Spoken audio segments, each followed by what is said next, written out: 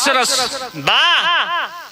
बिरहा की प्रस्तुति गायक बलिराम यादव बलदाऊ और साथियों की आवाज में KP music recording studio railway station Azamgarh भाई वीरेंद्र यादव बीरू कंचन पटेल और भाई सुनील सागर जी के देखरेख में आप लोगन के बीच में भेज रहल बानी। उम्मीद बा कि रउआ लोग के आशीर्वाद जरूर मिली।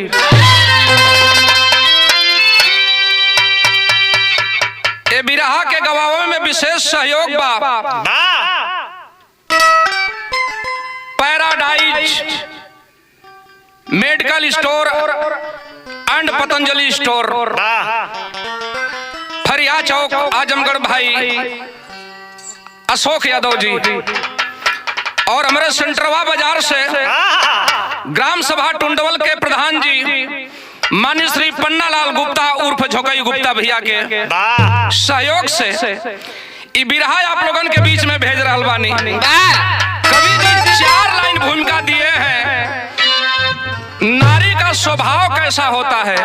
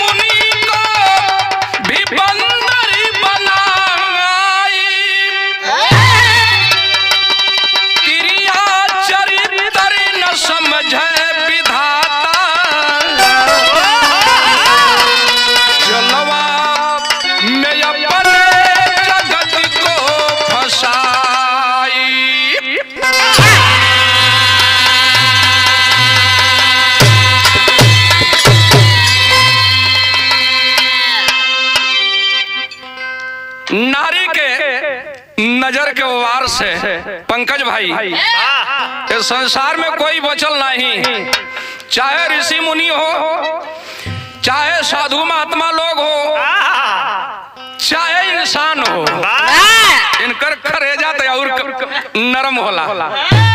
भाव दी हल गया। एक लाइन गजल के अंदाज हो प्रताप भैया।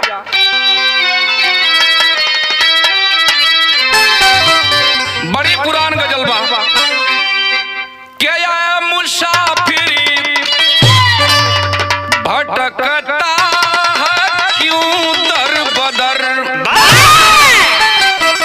क्या मुसाफिरी भटकता है क्यों दर बदर, दोनों आलम का रहवर मदीने में है।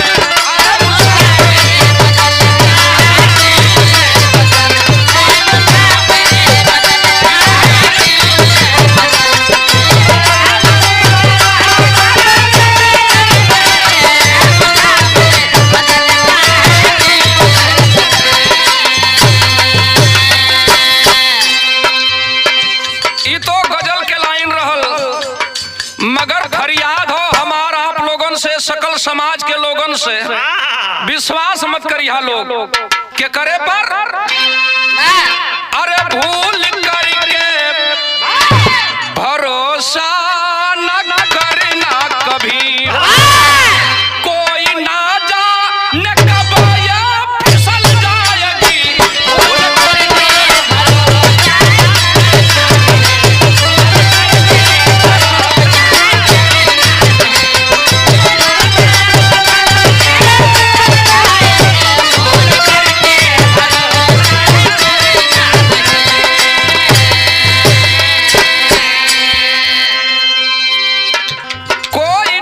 जाने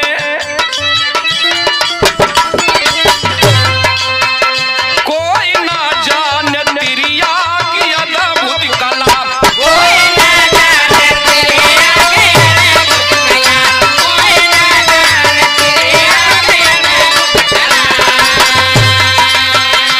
हमारा आपका बातें छोड़ दा जे पैदा कैले वो ना समझ पौलस कोई ना जाने तिरिया की अद्भुत कला फांस किसी के गले का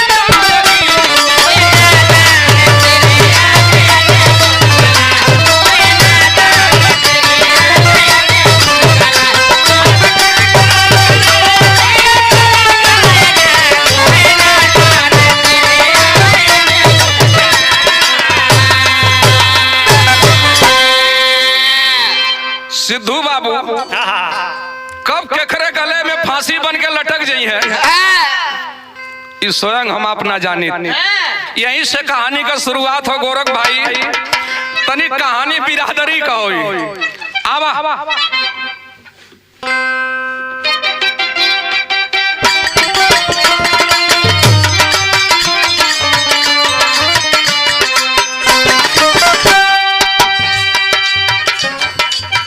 कहूं कहानी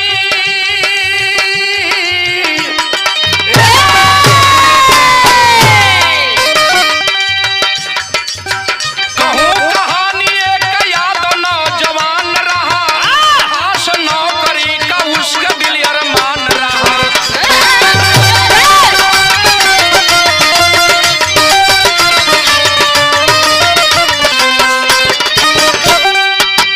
गया एक सेठ पास अर्ज को लगाया है गया एक सेठ पास अर्ज को लगाया है व्यवस्था रहने की तब सेठ ने बताया है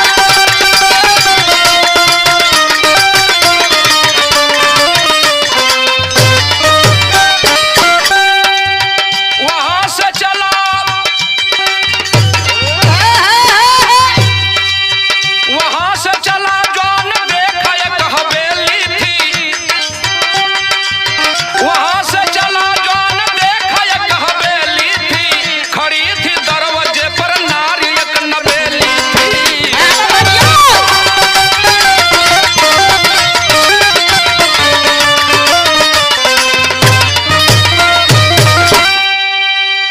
तनिया कन बात के समझ ला बाबू लोग बिरादरी का बात बताओ तो एक ठे हीरे के लइका परिवार में कोई रहल नहीं बुढ़िया मतारी हो बाऊ मर गल रहल गरीबी में दिन कटत हो धीरे धीरे वो बेटवा बुढ़िया का जवान हो गयल एक दिन माई कहली कि करे बेटा भोंगड़ा या समठाई के हो गईला जवान हो गईला अरे चर पैसा जाके कतों कमाता धमात्या का रोज मछली मारला जाए के तो तोहार बियाह हो जात कने करे माई कमाई ना तो बियावा ना होई कल की बतावा जे दिन रात मेहनत करत होकर तो होता है ना हो पार कहां से होई तोहार कहां से होई माई ऐसन बात है तो कुछ किराया भाड़ा लिया के मांग के दे तू तो चल जाई कमाई कली ठीक है बेटा गैली मुखिया से गांव के प्रधान से 500 रुपया मांग के लिए आई के अपने बेटवा के दे देली बेटवा कमाए बदे चलल हो घर छोड़ दहलन शाम हो गईल बा 10-20 किलोमीटर पैदल आगे जात हुन शाम हो गई एक ठे बनिया का दुकान बा ओई बनिया के दुकानी पर जाके कहलन भैया जयराम जी की बाबा जयराम भैया सेठ जी कहले भैया जयराम कैसे इलाका चाहिए कहले भाई नौकरी करे बदे निकलल है शाम हो गई एक काम करत्या आज रतिया भर रुके का ठेकान हमके दे देत्या बिहान भर हम फिर चल जाब कतो नौकरी चाकरी खोजब ये हमार माई कहले हो कहलन ठीक हो चलाक जात बनिया के नाम पंकज भाई कोला अगर ये रह जाइए तो कम से कम राशन पानी हमारे क्या से ली है एक रात रुक जाइए तो दिक्कत का है रहा का व्यवस्था सेठ जी दे दिए गीत लगल मास्टर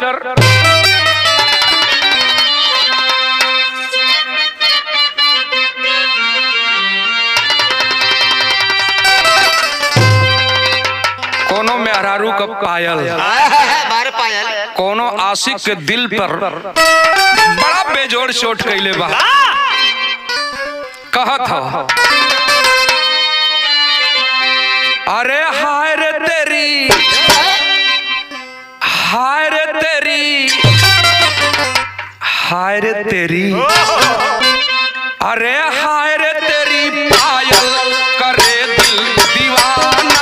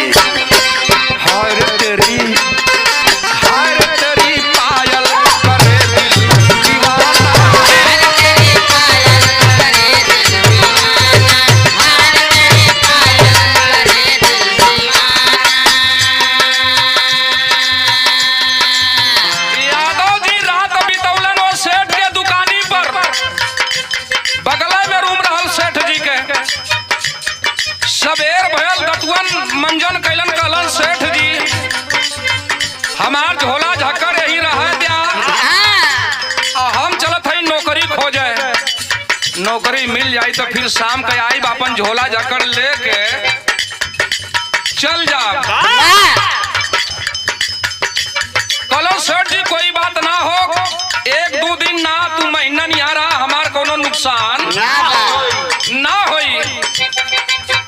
यादव जी आगे बढ़ला, चौक से आगे कुछ दूर गइलन, सड़क के पश्चिमी साइड में थे मोटवार आमे का पेड़ बा, वही पेड़ के ठीक सामने 2 तल्ला का कोठी बा, और वो कोठी में एक थे खूब सुघर का मेहरारू।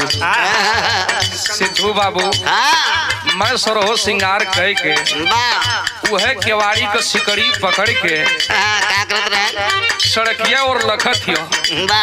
यादव जी गए धूप का मारल हुआ, वही पेड़ के नीचे बैठ के तब तक वो मेहरुआ इशारा कर दहलस, इशारा पा के यादव जी झटकल गईला, पल्ला के लग गए, खींच के कलाई कैलस घरे के अंदर। कलस की कहाँ दौड़त हुआ है धूपिया में, कहाँ परेशान होत हुआ कहले कि बियाह ना भलो मेहरारू हमरे ना हो। माई कलश की जबले कमैबा ना तबले बियाह ना होई, तो हम नौकरी खोजे बदे चलल है। कलश जा तू के देखे में ठीक ठाक हुआ, नौकरी करबा का ना हमरे घर में नौकरी कर लेते। अरे के लड़का कल नौकरी हमें करे के तोहरे घरे का उनके घरे। यादव जी कहलन नौकरिया हमें का करे के होई, कलाई पकड़ के ले गई, बिस्तर सजल वही पे सुता दलस। अब कहलस कौन नौकरी करे के तू खुद जानत हुआ, बतावा लगल। हाय रे गोरी, हाय रे गोरी, हाय रे गोरी, अरे हाय रे गोरी सजा पर लूटे लजतिया।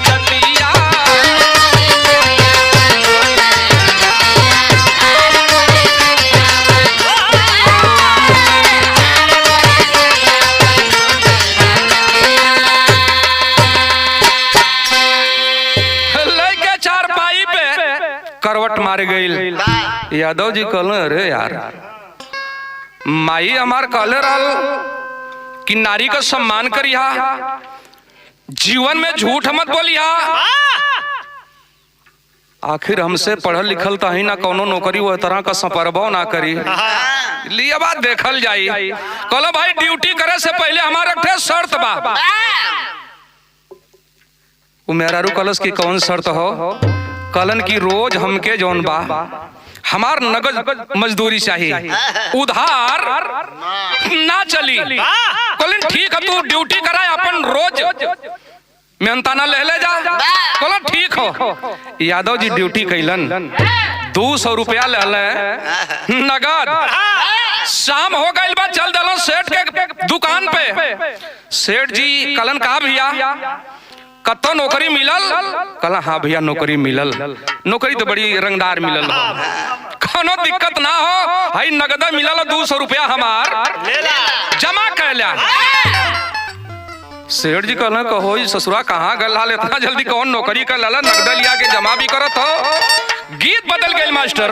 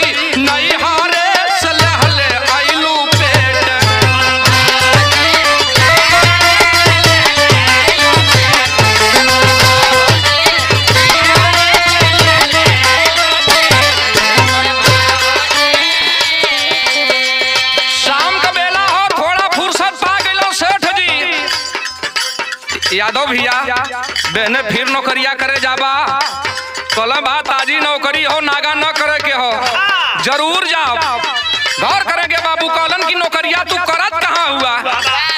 कल यार कुछ दूर गमा गई सड़किया से पछू ओरिया जौन हुआ मवा का पेड़ बाबा, कोई के ठीक सामने 2 तल्ला कोठी, वही घरा में ड्यूटी करीला।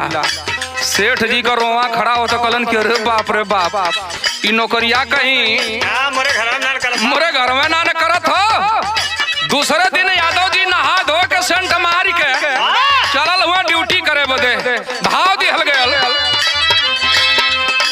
दूसरे दिनवा गोला आइला,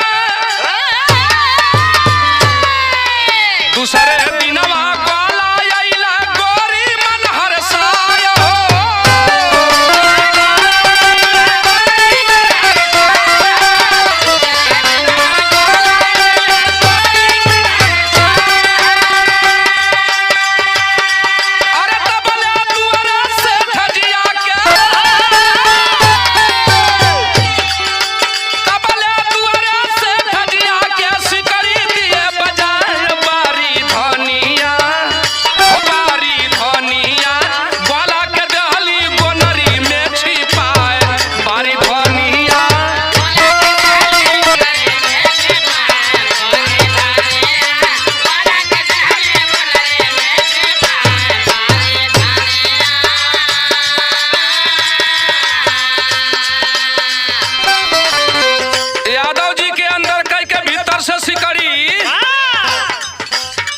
अब इन जाके हीटर उटर लेत हुआ तब तक यार सेठ जी के मन में शंका ही है बा।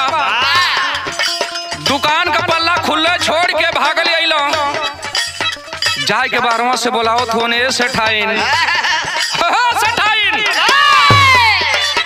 सेठाइन कली की कहो कबो दोपहरिया में ना उतरला बात का हुई काहे बदयाल हुआ। यादव जी का जान है वो नीचे ऊपर भयल हो, कलन की जान बचावा भा, नहीं तो हमार तो बड़ी बुरी दशा करी। सेठाइन कली तो चिंता मत करा, एक ठे गोनरी रहल, वही गोनरिया में लपेट के यादव जी के एक ठे कोने में ठड़िया देली। काली तू यहीं पड़ल रहा, हम जाते हैं दरवाजा खोले। सेठाइन जाके प्रताप भैया दरवाजा खोल देली। सेठ जी घरे में गईलन, यार वहार ताकत हुआ, कुछ मिलल नहीं। दुल्हनिया कलश की का हो का खोजत हुआ, कुछ चाहत हमसे बोला। बोलन कि नहीं रे कुछ चाहत ना हो, बस ऐसे चली अली हो। कैलन का घर के अंदर मिला न कोई, गैल सेठ दुकान हो।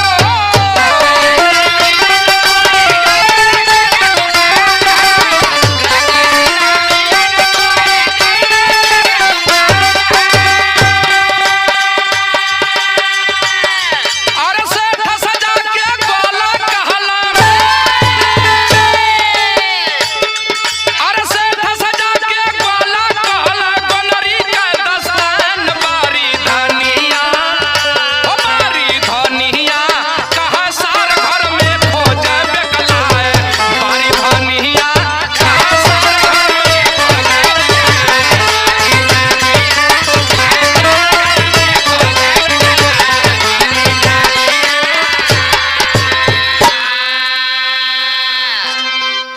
सेठ जी कहलन लीवा 6 गिलास पानी दिया। पानी पिया के कहला हम जाते हैं दुकानी, तू केवाड़ी बन के लिया। चल गेला दुकानी, यादव जी के गोनरी में से निकाल के मारे पसीना के यादव भीजल हुआ, निकाल के पहुंच के कलश की आवाज जल्दी ड्यूटी करा तू अपन। यादव जी ड्यूटी कैलन, कहला कि ड्यूटिए करवेबू कि कुछ खियेबो पियेबो करबू, कमी कौने चीज कह। काजू बादाम मुनक्का लिया के यादव जी के खियाए के पानी पियोली कली, और कुछ कमी हो तो बोला। कहलन बस इससे ज्यादा कुछ ना चाहिए। कहना कि 200 नगद चाहिए। 200 रुपया नगद लेला, चल दल सेठ के दुकानी पर। सेठ भैया है हमार 200 जमा कैला। सेठ जी ऐसे ताकत हुआ, कलन ड्यूटी आजो कैला है, कलन करे में ड्यूटी थोड़ा सा परेशानी आ गई। लगत हो कार्बेटर कचड़ा उठा ललस। का मतलब? कलन भाई जैसे ड्यूटी कैल सोचलिए तब तक पता नहीं वो मेहरुआ का मर्द रहल कि कौन रहल, वो आए गयल। कलन तू कहाँ रहला? कलन मेहरारू रहल बड़ी चलाक, मेहरारू रहल बड़ी चलाक, गोनरी में लपेट के हमके कोनवा खड़ी कर दलस। वो सारा कुकुरे की नाई है, कोने वो है, कोने खाली घूमते रह गयल। अब सेठ जी का माथा ठनकल है, इनकर मीटर 80 के पार गयल। कहले लगत हो सरवा हमारे घरे में नौकरी करो तो बड़ा चलाक लगत हो। कहलो फिर जइबा बहने? कहले भाई नौकरी पेट पर्दा का सवाल हो, जाए परी बियाह ना भइल, बियाह करे के हो। गीत लग गइल मास्टर।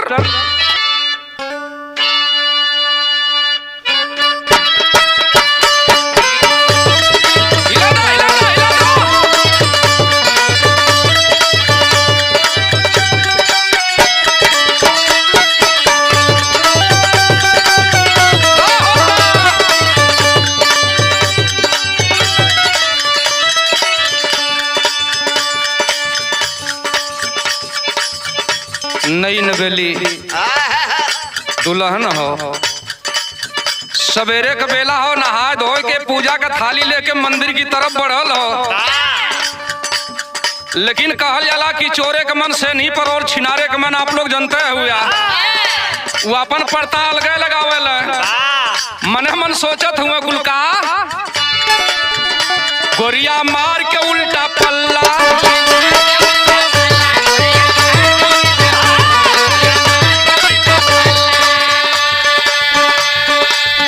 लहले छतिया पर रसगुल्ला,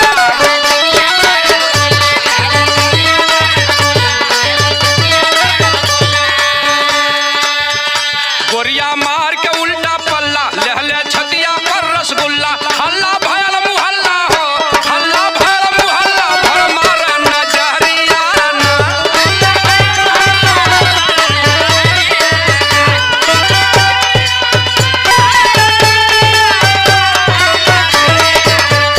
हल्ला भयल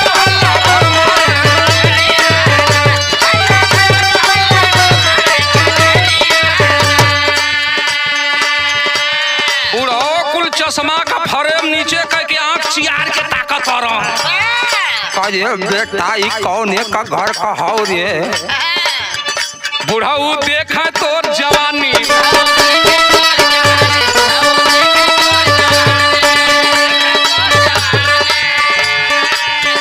चुअला उठवा से पानी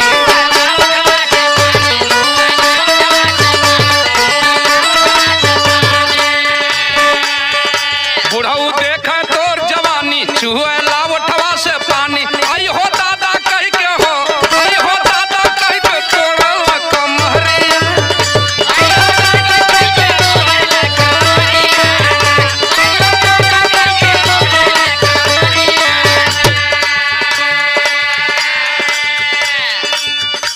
यादव जी सवेरे का बेला हो चाय नाश्ता ले अलग अलग सेठ भैया धन धर्म तोरे पीछे हमार सर सामान कर रखवारी तू करिहा हम चलत हई ड्यूटी करे बदे भाव दिहल गयल सुनीला तीसरे दिन का हाल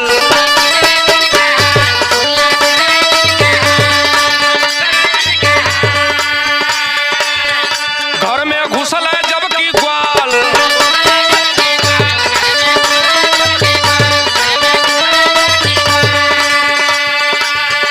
सुनीला तीसरे दिन का हाल घर में घुसल है जबकि ग्वाल तबले से ठजी ना हो तबले से ठजी पहुंचल बखरियाना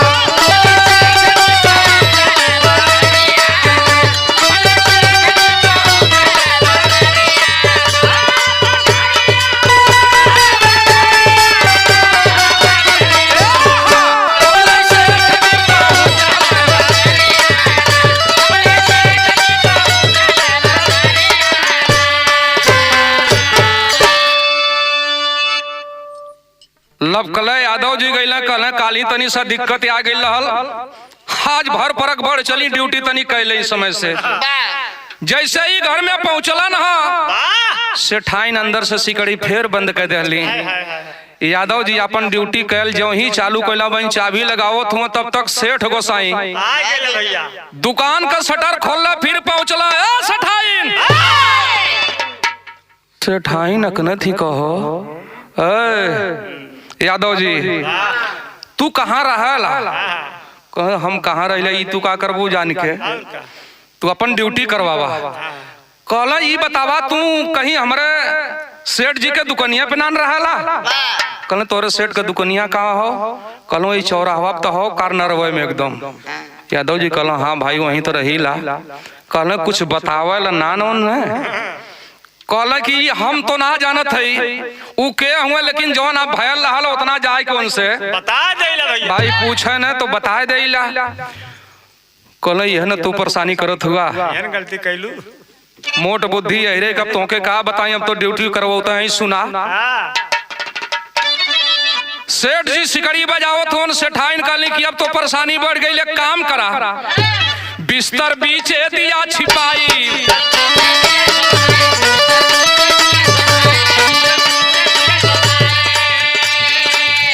चोरवा सेठ पकड़ ना पाई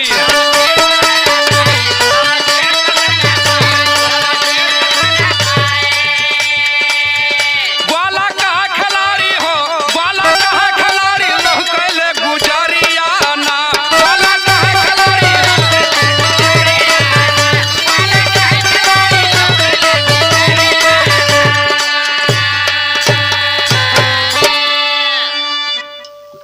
अब यादव जी का इंजन हीट होत हो कहले सरवा अगर पाए गयल करके छोड़ दे बड़ी दुर्दशा करी सेठाइन कहली तू चिंता मत करा जबले हम हई हां तबले कुछ ना कर पाई उ कुछ ना कह पाई है तो आर तू चिंता का करला बरबस है पसीना में तरबतर भइल हुआ आराम से यादव जी कहला जल्दी से कोनो जुगाड़ लगावा हमें छिपावा कहीं जौने बिस्तरवा पर सेठाइन लेटौले रहली यादव जी के वही में लपेट के मुड़वारी कह के गोड़े पे गोड़ चढ़ाई कोई पे उठंग गईली बड़ी चला सेठ जी फिर बोलौले सेठाइन आवत हई बौराहा का चिल्लात है आय के दरवाजा खोलली हो अब सेठ पूछब न जांचब ए प्रताप भाई का कहले हो वह गोनरी लिया आय के वही दुआरे फेंक के अपने सुख लतियावत हो सेठाइन कली कहो ई का करत हुआ कल चुप बुजरी एमे बड़ा खटमल पड़ गल हो रतिया में कुल बहुत काटे ने बिछावल कहीं झाल लेवे देखे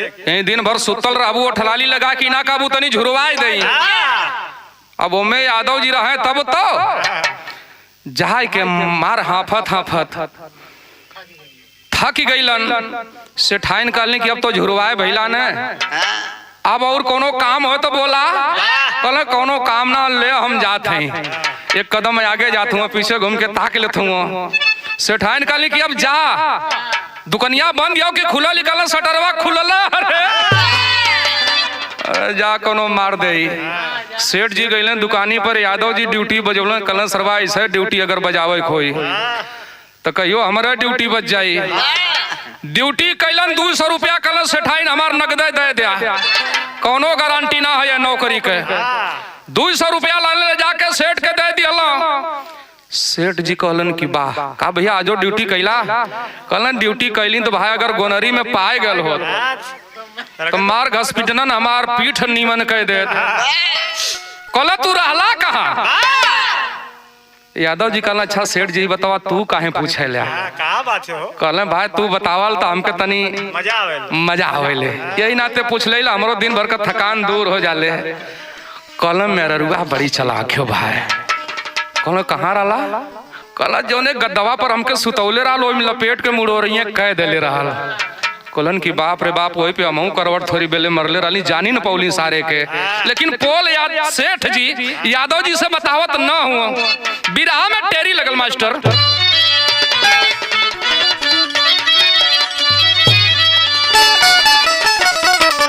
अरे मोरे राम दुल्हनिया ग्वाला साथे में फसल अरे बुद्धि कर कामना गड़बड़ भयल घोटाला यार घोटाला यार घोटाला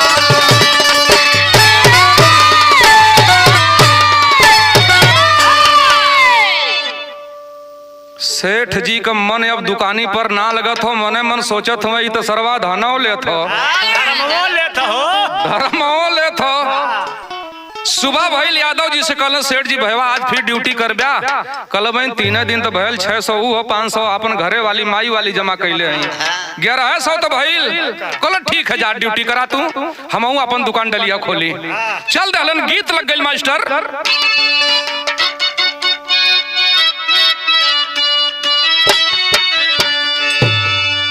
ये गीत के लाइन बा पहले के माता बहन लोग पढ़ल लिखल कम रही जानला बहुत बढ़िया रानी भैया बहुत बढ़िया रानी हाँ पढ़ाई लिखाई कम रहा लेकिन आजकल तो शिक्षा का दौर बा बुढ़ियन का गोल अलग हो जाई जवनकिन का गोल अलग हो जाई शादी विवाह में जवनकी एक कोने बैठी है बुढ़िया एक कोने बैठी हो कहिए कि तोने कहा गावेलू रे देख हमने के जमाने में इस तरह का गीत चलत रहल आजकल के जवन की कहें कि ये बूढ़ी माई तो हमने लोगन का गीतिया हमने के समझ में अइबे ना करत सुना हमने जैसे गावत है तोहरे लोगन खाली टेरी भरा आजकल वाली गावली का मोरी साड़ी का चार मोरा साया कचार मोरे चेस्टर में साबुन लगाव साले तुमको नौकरिया बुढ़िया माई मुहिम दांत है ना 80 साल का सब मैं उदंत है सब ऊ दो रही है जवनकिन का गीत का मोरी साड़ी कचार मोरा साया कचार मोरा चेस्टर में साबुन लगाव साले तुमको नौकरिया धराए दांत ना भक दे हवा बहिरा जाले गी के जगह गो हो गए जवन की मार ठट्ठा मार के हंसा लगल बुढ़िया कहन तोने कहा हंसैलू रे देख हमने के जमाने में पहले कैसे गवाए तो हने सुना अरे कैसे राजा टोले हो कैसे राजा टोले कलमिया कागज मारी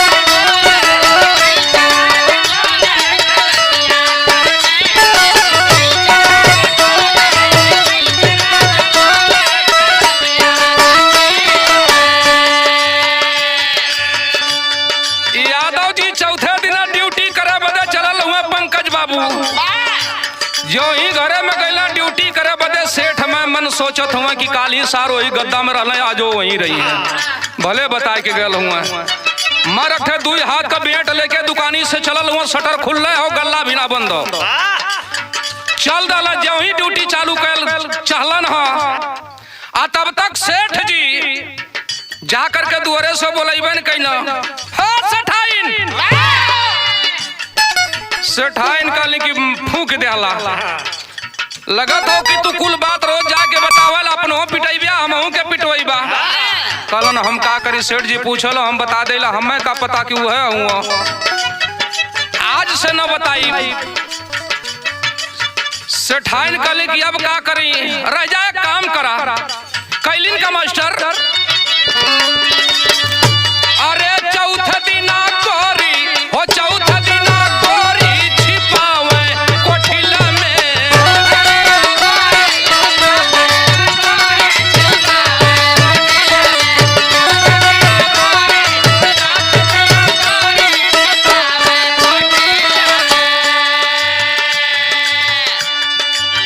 अनाज रखा वाली बड़की कोठली डेहरी बा माटी के यादव जी के लहले गली देहरिया तनिए कन करवट कह के कहली कि तनी टाप कहीं में कूद जातू पिहाना हटा दली लोही में यादव जी बैठ गए ऊपर से पिहाना लगा दली और सेठ जी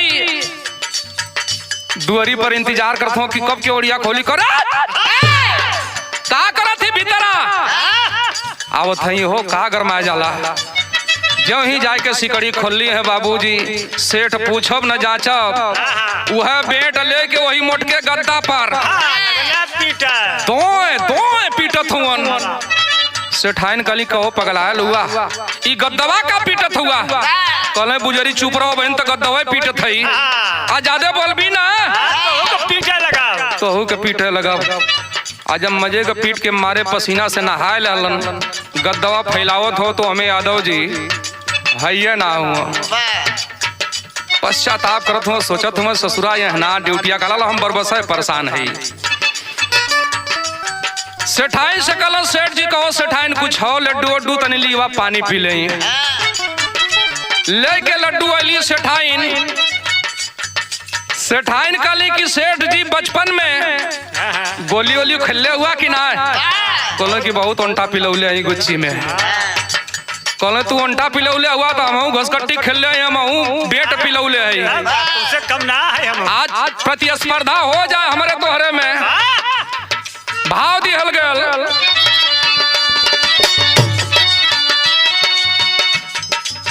खोजत ग्वाला को सेठ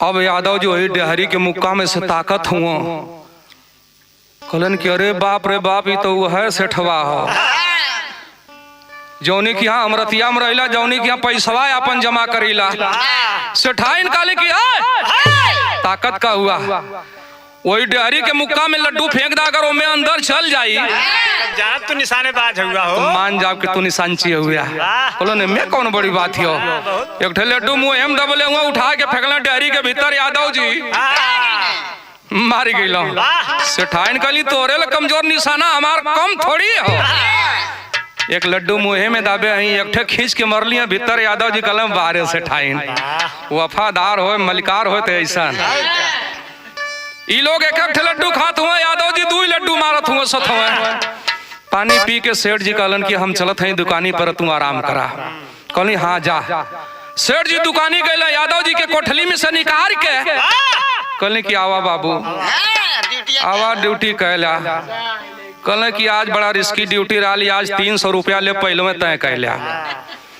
कहलन ठीक है तो के हम 300 रुपया दे पे आवा। यादव जी ड्यूटी कैला 300 रुपया लाला चल दिला दुकानी पर। अब सेठ जी ताकत हुआ यादव जी के कहलन का बाबू ड्यूटिया आजो कैला। कहलन सेठ जी ड्यूटिया के पूछत हुआ पाए गल हो सरवागर गद्दा के अंदर ने। तब तो सेठवा का कांटा फिर 120 के पार चल गया। कहा था सारा 100% निश्चित हो कि हमारे घर में ड्यूटी करत बा। कहला कि बहने फिर जइबा। कहला हाँ जही के ना हो। पहपट के लाइन लगल मास्टर।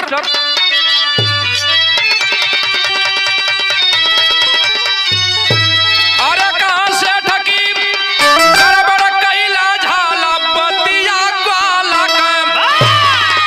अरे कहां से ठगी गड़बड़ कैला झाला जतिया ग्वाला के। अरे नारी के संग मजा उड़ावा साला बतिया ग्वाला के।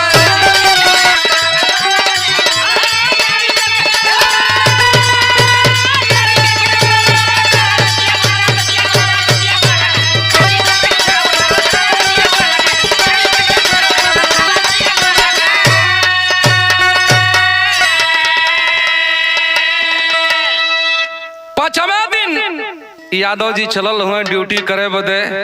ज्यों ही यादव जी घर के भीतर गए सेठ जी फिर चल दिला। कहल आज डेहरिया में रहबा सार ने लड्डू काली का दूध ठमरले हुआ आज तो के हम बताइला। ज्यों ही बाबू ड्यूटी चालू कैल चलो फिर सेठ पहुंचलो। मेहरुआ कलश की अब ना तैयाब बनल। अरे 5वें दिन ग्वाला के नारी बकसा बीच छिपाई हम। अब मिला ना कोई घर के अंदर कहाँ सेठ घुसियाई हम। अरे खोज के हर चोरवा ना पकड़ाला जतिया ग्वाला का। आ देखब सरवा कैसे बच के जाला जतिया ग्वाला का।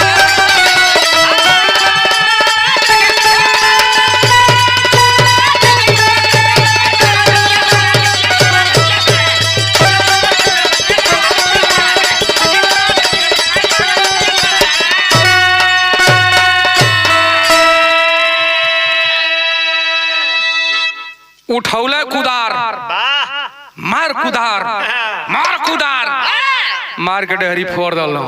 कहल अब सरऊ यही में चूर हो गए। जब डेहरी फूट गई में यादव जी रहे तब तो चूर हुई है का झाक चूर हुई है में।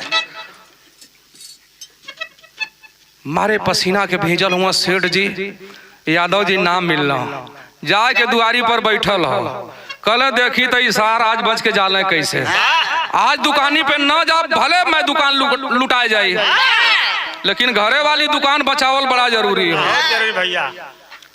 सेठाइन से कला किया सेठाइन। जब सांझ होए लगल यादव जी ना निकल वही में पड़ल हुआ। कहाँ जानत हुआ बड़का बक्सा रहल लकड़ी वाला संदूक जो सेठाइन के विदाई में पहली बेर मिलल रहल। वही में बैठा के बहरे से बंद कर दलस बड़का ताला मार दलस। बैठल हुआ सेठ जी दुआरे पर कला सेठाइन और 5 लीटर जो गैलन वाला मिट्टी का तेल हो लीवा। सेठाइन कली ऊ का कर ब्या कल घरा फूकब। सेठाइन कली पगलाए गईला घरा फूकबा कैसे कैसे जो हाय जुटाए के इतनी मेहनत से घर बनल घरवा फूकबा। कहलन कि तू हमें बुद्धि मत बतावा हमके नीत मत पढ़ावा जल्दी ली आवा। 5 लीटर मट्टी का तेल लेके अली सेठाइन पूरे घरवा पर छिड़क डाल। सेठ जी कलम मचिसिया कहाँ हो लिया के माचिस पकड़ा डाली। आग लगाओ से पहले सेठाइन फिर चाल चल गई। कहली कि घर तोरे बाप का हो चाहे तोहार हो फूका चाहे जरावा मतलब हऊ बड़का बक्सवा हमार माई बाबू हमारे विदाई में दले रहा ओके बहिरा दे वो हमार हो ओमे तोहार अधिकार ना हो। कोनो की चला जल्दी करा अब टाइम ना हो। एक हाथे कब्जा सेठाइन पकड़ ली एक हाथे जोमिया के सेठ पकड़ लो छिनाई के लिया के बहरे दे दल खुरुज दल माचिस 2-3 घंटा में पूरा घरवे जर के साफ हो गया।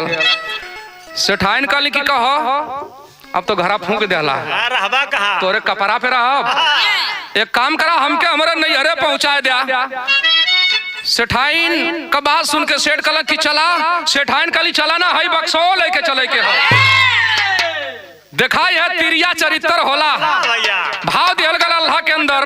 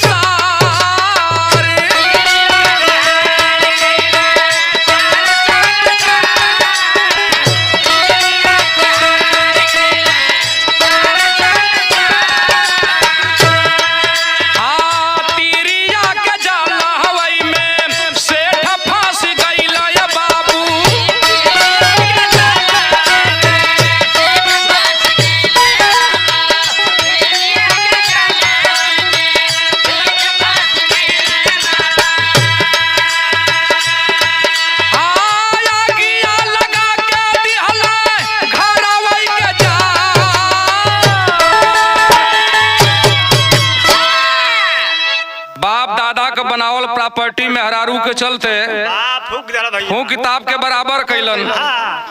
सेठाइन का लिए तकले के जरूरत ना हो। हई बक्सा कपारे पर अपने उठावा हमके हमारे नैहरे पहुंचा दिया। कल तो चला उठावा। सेठनिया कलश के हमसे ना उठी। बोलाला केहू के गोतिंदा दिन के बगले के मनई बोलाए के सेठ जी बक्सा का कब्जा पकड़ के चौकिया के उठौलन। कहला कहो काव रखले हो। कलश की माटी भर ले तो से कोनो मतलब लेके चला सीधे से लेके बक्सा सेठ जी कपारे पर चलल हुवन। भाव दियल गेल मास्टर। अरे कहले गुजरिया हमके नैहर पहुंचा दे सैया।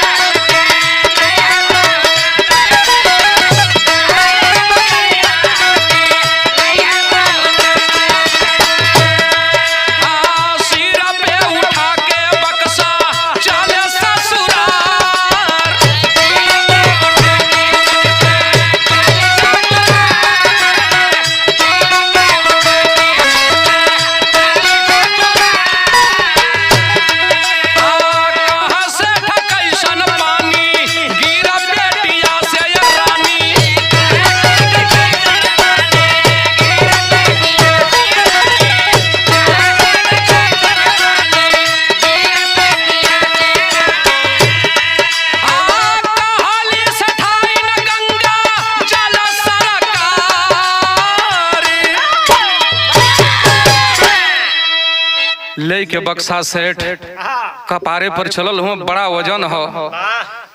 यादव जी वही में दोपहर से बंद हुआ। धीरे धीरे उन्हें पेशाब लग गई। जब सूसू लगल हो कब ले थमाई। अब बर्दाश्त ना हो तो मर मिजत माजत हुए वही में। आखिरकार गोरख बाबू लगल धीरे धीरे ठपाए। जब ठपाए लगल यादव जी का लगत हो सरवा पोल पानी खुल जाइए। पटकले बक्सा अगर ने तो करिया तोड़ दे यदा पारी। धीरे धीरे ठोपाए लगल। अब रोकले मान कहो रफ्तार बनाए लहलस। छुल छुल छुल छुल वही में लगल। टोटी खोल देलस। कपड़ा वपड़ा भींजत हुआ। पेटी का दरारा पकड़ के सेठ का कपार भल नकुरा पकड़ ले ओठ धई के नीचे जात हो। सेठ कलन की कहो सेठाइन ई कैसन पानी गिरत हो। सेठाइन बात समझ गईली। मुसाफिर बात पर्दे में रहे। पर्दा डाल के कलन की भुला गईला। पिछली सलिया काशी बनारस नहाए गए लहला। बोतलवा में गंगा जल भरले रही पेटिया में हो। लगत ठोकरिया गल बोतलवा फूट गल। कलन तो नोनखार लगत हो रे। कलन की साल भर का रखल हो सकाला। स्वाद बदल गया हो। अब पंकज भाई सेठ जियो के गंगा जल समझ के मर चाटत हुए कथम सरवा जीवन भर कबो गंगा जल का दर्शन न भर लीवा यही बहाने पी ले। गंगा जल भी यादव जी पिया दल सेठाइन के बुद्धिमानी से लिया के पहुंच गए। तनिया का नल्हा बदल गया मास्टर जाय के बक्सा उतार दहलन कल के दुअरवा में मत धरा के छिना के ले चला। सबसे पिछले जौन कोठरी बा वो हमें ले चला ले जाके पिछली कोठरी में सेठ जी बक्सा छिनवा के रखवा दलन। कलन दुकान खुली हो सारे कोनो लूट ले वही हो भाग ले दुकानी पर कहना हो जबकि दुकानिया पर सेठ आई गईल जबकि दुकानिया पर सेठ आई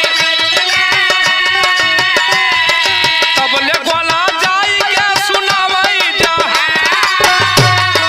तब ले गोला जाई के कहां से गोला से तू मान मर बचनिया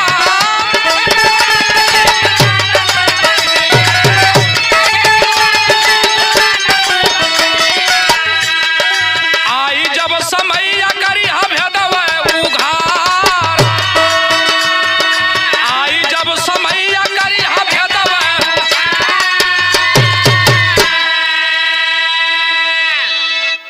सेठाइन मौका पाई के भीतर गली ताला संदूक को खोलली हो। यादव जी वही में काल्हि से चिंगुरल पड़ल हुआ ताला खुलते खड़ा हो के पट्ठा तान तोड़त हो कलश की बाप रे बाप सेठाइन जान बचा ललू नहीं तो सारा घरे के साथे साथे हमहू के फूंक रहले होत।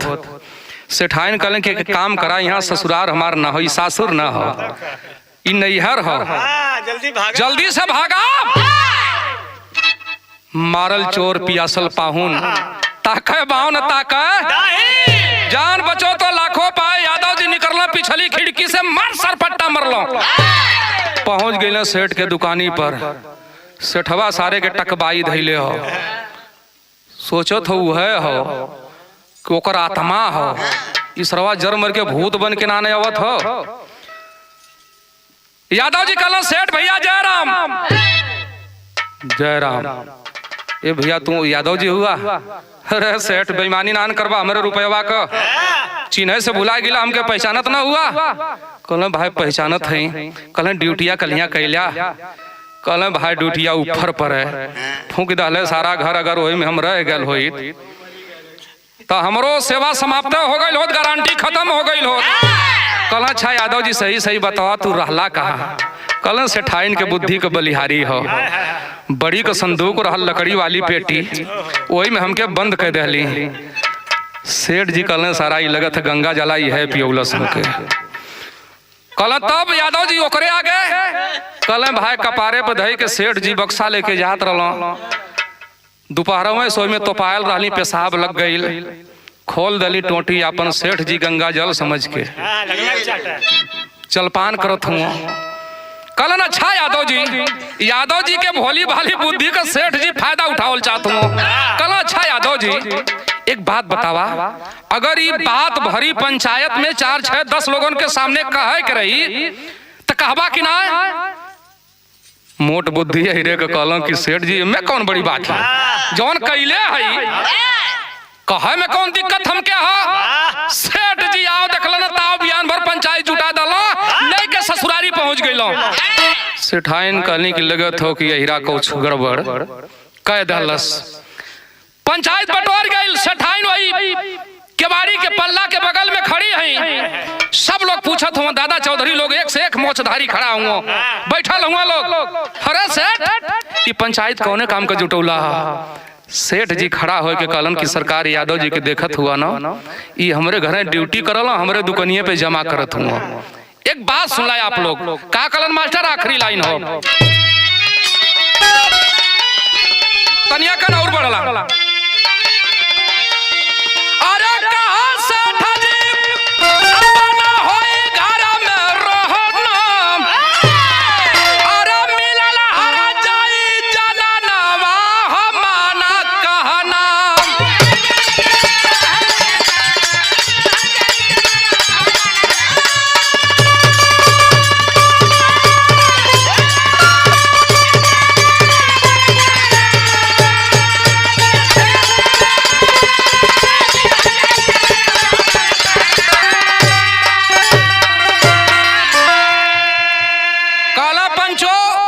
हम ई बात कहे कि ना चाहिए, अपने मुँहे से अपने मेहरारू का बुराई कयल शोभा न देतो, लेकिन हमार मजबूरी हो, दोनों जात हो।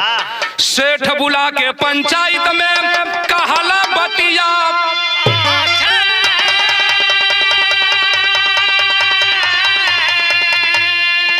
लहरा लूटा ग्वाला के संग, अरे सजिया ऊपर नारी, माटी कैला कुलाई बनावा हमाना कहना। पंचो ही बगल में देखत हुआ यादव जी के, हाँ भैया बतावा। यह सेठ जी हमारे मेहरारू के साथे हमारे घरे में ड्यूटी करेल और रोज नगद पैसा ले लें, का पता कि हम इनकर पति है। हमारिया के यहाँ लिया के जमा करल, जितना रोज पूछीला यादव जी बेचारे भला ड्यूटी करत हुआ, लेकिन दिल का बड़ा साफ हुआ। सही सही बात हमके रोज बता दिलो। एक ठे दादा चौधरी लाठी लेके उठला, सेठ जी जौन बात कहत हुन का ई सही हो। यादव जी मने मन सोचत हूँ, माई हमार कले रहल कि नारी का सम्मान करिहा और जिंदगी में सफलता पावे के तो कबो झूठ मत बोलिहा। हे यादव जी खड़ा बैला, मोछी पर हाथ फेरत कहला, हाँ पंचो सेठ जी जौन कहत हुँ 100% सही हो। भाव दिहल गयल,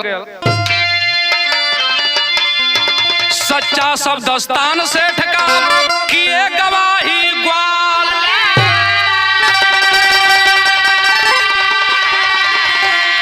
हर नारी का सम्मान का बतिया ग्वाला कैला ख्याल, तबले खुली गईला नया नवा हो माना कहना।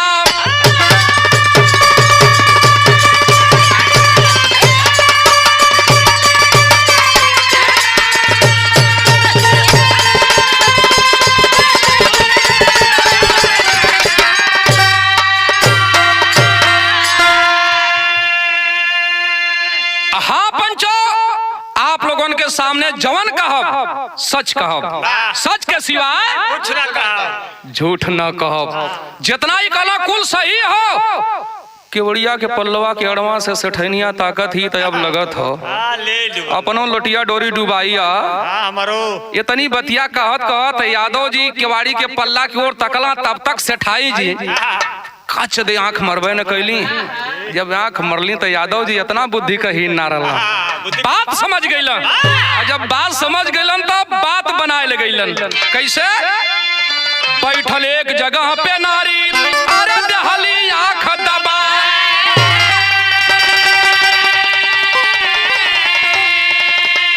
अरे करे आगे कुछ ना जानी, ग्वाला कहाँ समझ आई, कैला मनवा में गुना नवा हो माना कहना।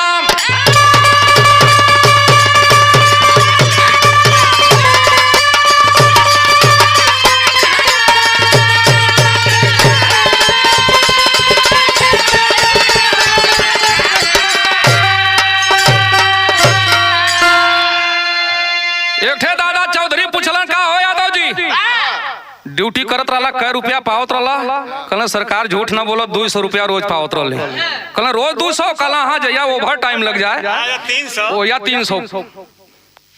और तब तक मेहरुआ जब आंख मरलस, कलन के रे बाप इतनहु को सम्मान जायल चाहत हो। हम मरा जाब चली, लेकिन हमरे चलते से ठाइन नहीं मरा पाओ। कहे से हमके बड़ी बड़ी मुसीबत से बचौली हो। कहला सरकार एकरे आगे हमारा आंख खुल गई। दादा चौधरी कहला आंख खुल गई? कहला हाँ और का आंख खुल गई? कहला करे तो सपना उपना नाम देखत रहले। यादव जी कहला मर्दवा मोछ पक गई तोहरे लोगन के, पंचायत करत बुढ़ौती आ गई, जे ऐसा काम करी ऐसे पंचायत में बताई पब्लिक के सामने, शर्म ना लगा, समझ ना हो। हम ऐसा काम करब तो बताई बे के सपना के बात बतावत रही हो। उल्टे जुर्माना सेठ जी पर, ड्यूटियों कैलन, पैसो लहलन, घरवो फुकवा दहलस, गंगा जलो पिया दहलस, उल्टे दंड भी लग गया। यही के कहल जाला बुद्धि बड़ी होले की का बड़ी होले गोरख, तोरे लिए तो भैंसिया बड़ी हो। कर रहा है तो आदमी फांसी से भी उतर सकाला। गौर करेंगे बाबू, आखिरी लाइन हो। गुरु बिहारी गुरु गणेश धन्य तिरिया के माया,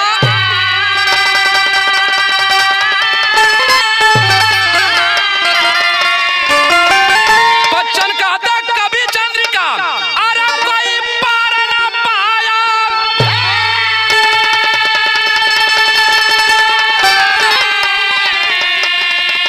तो दुल्हनिया